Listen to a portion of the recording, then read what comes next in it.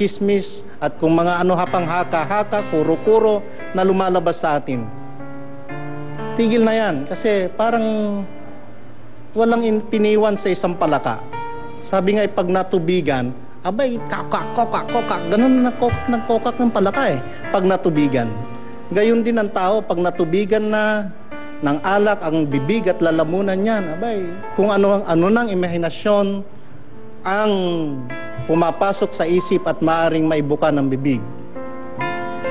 Eh kung sana yung mga pang-inom na yun ay, sabi nga ay, impukin na lang natin at maibigay natin sa ating mga anak para sa kanilang edukasyon, para sa kanilang pag-aaral. Di sana mas maganda, di po ba, Aling Imelya? So, sa pagkakataong ito, bilang kayo magkumare, abay sana naman masumpungan ninyo sa inyong puso, alang-alang doon sa relasyong yon na kayo magkumare, ay magkapayapaan kayo at limutin na ang manghidwaang namagitan sa inyo.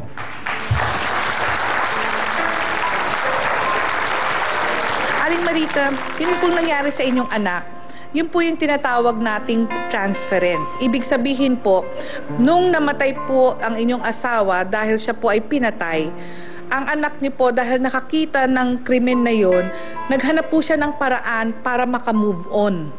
So para makamove on siya, nakita niya tong si Mang Bal. Pero hindi po ibig sabihin na ito ang tamang paraan. Hindi po pwede na siya po ay kikiling sa isang tao na hindi naman niya talaga kadugo. Na lalo po mas kailangan na ang suporta po dito ay hindi po lalaki, kung hindi magulang. Kayo po yun, ang magulang. Kaya dapat nga po nasa inyo. Mas dapat niyong gabayan dahil baka mamaya iba na rin po ang naiisip niya at yung pong sabihin na natin na nahihingan po niya ng tulong, maari rin pong may ibang iniisip kahit na hindi po natin talaga sasabihin na hindi, tulong lang. Tama si attorney. Dahil may pagkakataon po na yung iba, ginagamit po ang ganitong klaseng kahinaan ng isang tao para sa ganon ay makikinabang sila sa susunod. Hindi po natin alam kung kailan mangyayari yun, pero pwede pong mangyari. Sana naman ang nasa isip nyo na galit at puot ay mawala na rito. Kaya ito ng pagkakataon na iabot nyo ang iyong kamay at sabihin mula sa puso na sorry, humingi ng tawan. At sa pag-uwi nyo, ay kayo rin ay dala ang mapayapa at magpagbahal na pagkakasundo at pagtanggap sa isa't isa. Sana naman wag nyo nang gambalain si Mang Bal. Irespeto natin ang isang tao na nagmamagandang loob dahil siya po ay instrumento ng Panginoon upang kayo'y matulungan, upang ang Diyos ay ating pagkakatiwalaan at mahalin. Thank you.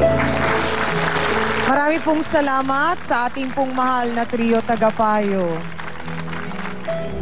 Sa ating pong mga bisita, kami naman po dito sa Face to Face, hindi kami mapapagod ng paggagabay, yung pakinggan kayo sa bawat problema ninyo, yung matuto tayo sa bawat eksperyensa na pinagdadaanan natin. So papaano po, Aling Marita? Habang buhay na lang po ba kayong magkaaway na ganyan ang kumare mo? Marimay lang. Tanggap mo na. Nahingi ako sa'yo ng sorry. Ikaw lumapit sa akin. Parehas tayo magsinglapit. Pinapatawad naman kita eh. Okay na. Okay na. Aling Felicidad? Mayroon pa ba kayong gusto sabihin? Kung ano man nangyari sa atin, sorry na rin. Tinatanggap ko yun. At mula ngayon, di na kita pakikialaman kung saan ka manggaling. Sorry na din. Roan? Simula ngayon, Ate Maret, pag uwi sa lugar natin, tigilan niyo na ako. Kasi nag-aaway kami ng asawa ko eh. Kaya lang gusto ko masasabi sa'yo. Tsaka tigilan niyo na ako tungkol kay Kuya Bal. Wala akong pakialam kung anong gustong gawin niyo kay Kuya Bal kasi oo, naiintindihan ko kayo. Walang tumutulong sa inyo. Kaya kayo nagkakaganyan. Pero ang gusto ko lang, yung mga chismis-chismis nyo sa akin, itigil nyo na. Itigil na natin dito. Ayoko na. Aling Marita, narinig po ninyo ang pakiusap naman ni Roan. Mabuti kung gagawin niya. Hindi po, kayo nga daw po, tigilan nyo na daw po ang Kaya nga. Kung pagchichismis. siya rin ang lalayo sa ano na yun, chismis na yun. At Maganda. kung ayaw nyo rin po naman din na mapag-usapan ang anak ninyo at ito nga pong taong ito, baka naman ho po pwedeng umiwas na rin po kayo. Jerome, may naging problema man sa inyo ni Aling Emilia, pero di pa rin tama, kapatid, na saktan mo ang isang nakakatanda sa'yo at babae pa. Sorry kung masaktan man kita. Masakit din naman kasi lahat ng pinagsasabi mo sa akin eh. Pero kinalimutan ko na yun. Sana baguhin niyo na lang sana yung ugali niyo sa yung taktika niyo sa buhay niyo. Sorry din kung napagbintangan din kita.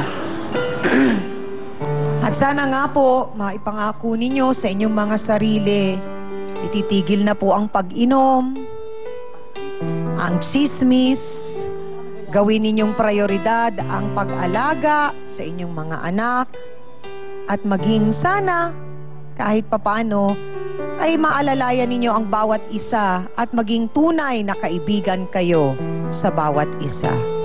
Thank you po. Amina na po tayo mga kapatid. Napakahalaga ng aral po na naman ang ating natutunan ngayong umaga. Ang paunti-unting panghihiram ng 20 pesos, 10 piso, 50 pesos o paghingi ng isang salop na bigas sa isang mabait na tao ay matatawag po nating pananamantala. Ito po ay trabaho ng isang taong walang pangarap sa buhay. Kaya sana po matuto tayong magsumikap upang magampanan po natin ang ating mga responsibilidad sa buhay. Lalo na po sa bawat ina, gaya po ni na Aling Emilia, Aling Marita, Roan, at Aling Felicidad.